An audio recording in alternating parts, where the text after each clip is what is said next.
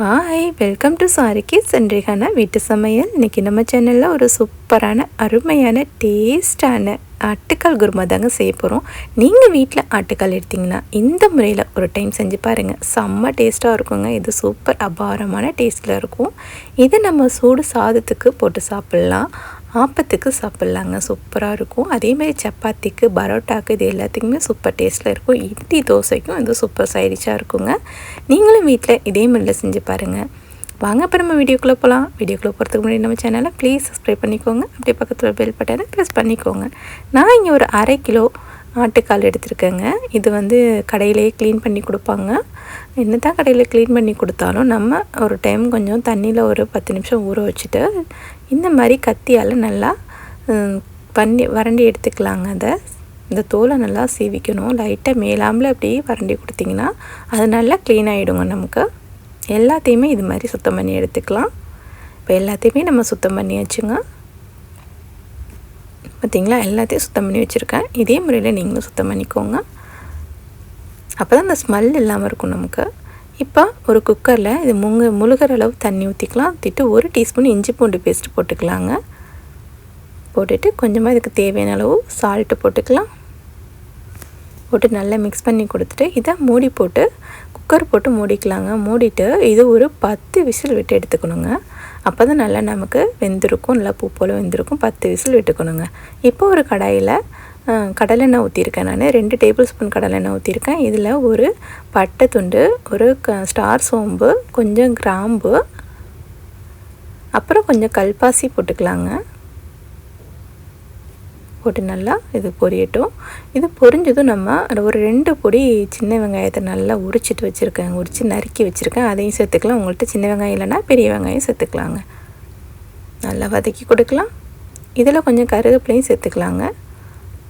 சேர்த்துட்டு திரும்ப நல்லா வதக்கி கொடுக்கலாங்க. நல்லா பொன்னிறமாக ஆகணும், வெங்காயம் நல்லா பொன்னிறமாக ஆகணும். அது வரையும் நல்லா வதக்கிக்கலாங்க. கூடவே கொஞ்சம் பச்சை மிளகா சேர்த்துக்கலாம். ஒரு பச்சை மிளகா சேர்த்துருக்கேன். இது நல்லா வதங்கிட்டு இருக்கட்டும். இப்போ இதில் ஒரு தேங்காய் மூடி, ஒரு மூடி தேங்காய் அதை நல்லா கிளந்து வச்சுருக்கேன். அதில் 1 டீஸ்பூன் சோம்பு, 4 முந்திரி பருப்பு சேர்த்து நல்லா தண்ணி ஊற்றி நல்லா அரைச்சி எடுத்து வச்சுக்கலாங்க தனியாக. பாருங்கள், நல்லா அரைச்சாச்சு. இப்போ அது நல்லா வெங்காயம்லாம் நல்லா வதங்குது. பொன்னிறம் ஆகிற வரைக்கும் நல்லா வதக்கணுங்க. வதங்கிடுச்சு. இப்போ 1 டீஸ்பூன் இஞ்சி பூண்டு பேஸ்ட்டு போட்டுக்கலாம். நம்ம ஆல்ரெடி ஆட்டுக்கால் வேக வச்சுருக்கோம் இல்லைங்களா, அதில் 1 டீஸ்பூன் சேர்த்துருக்கோம். அதனால் இதில் 1 டீஸ்பூன் சேர்த்தா போதும். ஒரு 2 பெரிய தக்காளிங்க, பெரிய தக்காளி நல்லா நறுக்கி வச்சு இதில் சேர்த்துருக்கேன். சேர்த்து நல்லா வதக்கி கொடுத்துக்கலாம். இப்போ பாருங்கள், 10 விசில் விட்டு நம்ம வேக வச்சுருக்கோம். இந்த மாதிரி இருக்கும். இப்போ 1 டீஸ்பூன் காஷ்மீர் மிளகாய் தூள் சேர்த்துக்கலாம். 2 டீஸ்பூன் குழம்பு மிளகாய் தூளுங்க. கொஞ்சமாக மஞ்சத்தூள் சேர்த்து நல்லா மிக்ஸ் பண்ணி கொடுக்கலாம். அதுவும் இப்போ நம்ம இந்த மசாலா சேர்க்கும்போது அடுப்பை சிம் பண்ணிக்கணும். 2 வதக்கிட்டு நம்ம இப்போ இந்த ஆட்டுக்கால் வேக வச்சுருந்தோம் இல்லைங்களா, அந்த தண்ணியை இதில் ஊற்றிக்கலாங்க. தண்ணி ஊற்ற வேணாம், இந்த மாதிரி ஆட்டுக்கால் வேக வச்ச தண்ணியை நம்ம ஊற்றிக்கலாம். ஊற்றிட்டு நல்லா மிக்ஸ் பண்ணி கொடுத்துட்டு இந்த மசாலாவோட பச்சை வடை கொஞ்சம் போகிற அளவு நல்லா வேகட்டுங்க. இந்த மட்டன் தண்ணியிலே வேகணும்.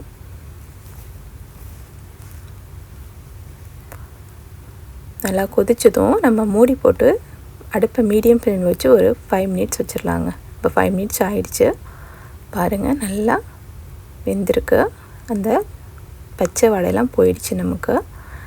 இப்போ இதுக்கு தேவையான அளவு உப்பு சேர்த்துக்கலாம். நம்ம உப்பு சேர்த்து நல்லா மிக்ஸ் பண்ணி கொடுக்கலாம். இப்போ நம்ம இந்த வேக வச்சுருந்த மிச்சம் உள்ள அந்த ஆட்டுக்காலையும் தண்ணியும் சேர்த்துக்கலாங்க. இதில் சேர்த்துட்டு நல்லா மிக்ஸ் பண்ணி கொடுக்கலாம்.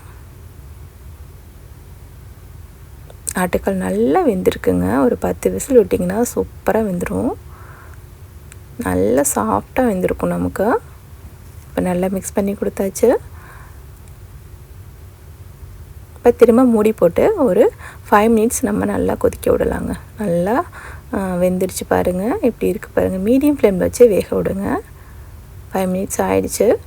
உங்களுக்கு தேங்காய் அதெல்லாம் சேர்த்துக்க வேணான்னா இது இன்னும் ஒரு 5 மினிட்ஸ் நீங்கள் வேக விட்டு எடுத்திங்கனாலே உங்களுக்கு சூப்பர் கிரேவி ரெடி ஆகிடும். பட் நான் அன்றைக்கி இந்த தேங்காய், முந்திரி பருப்பு, சோம்புலாம் போட்டு அரைச்சி போட்டிருக்கேங்க.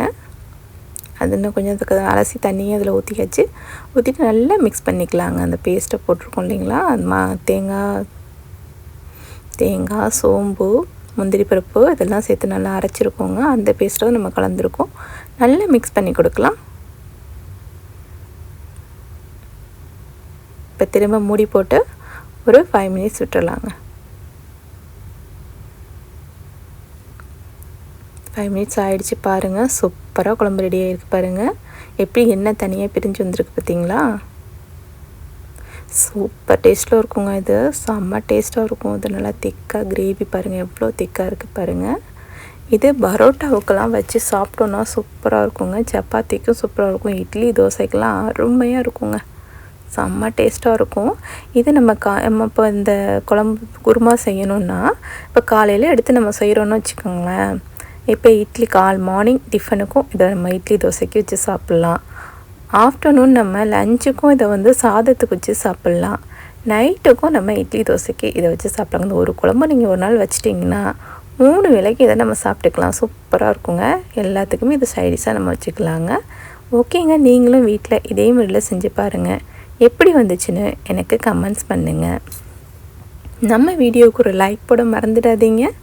உங்கள் ஃப்ரெண்ட்ஸுங்களுக்கும் ஷேர் பண்ணுங்கள். பாருங்கள் சூப்பராக இருக்குது பாருங்கள். ஆட்டுக்கால் குருமா எவ்வளோ டேஸ்ட்டாக இருக்குது பாருங்கள்.